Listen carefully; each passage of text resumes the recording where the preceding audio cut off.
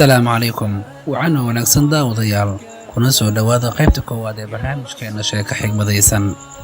barnaamijkan waxaan aalaaba ku soo bandhigi doonaa sheekooyin leh xigmado cajiib ah oo galay diiwaanka taariikhda.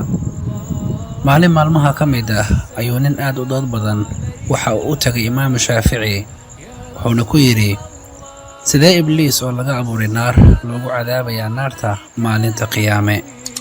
imaam Shaafici ayaa fikiray xoogaa yar, kadibna waxa uu soo qaatay xoogaa dhoobo ah oo qalalan, wuxuuna wejiga kaga shubay ninkii su'aasha weydiiyey.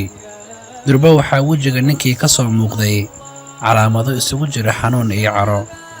markaas buu imaam Shaafici ku yiri ninkii, miyaad xanuunsatay? ninkii baa ku jawaabay oo yiri haa, oo aan xanuunsaday. imaam Shaafici ayaa yiri sidee adigoo laga abuuray dhoobo aad uga xanuunsatay dhoobada?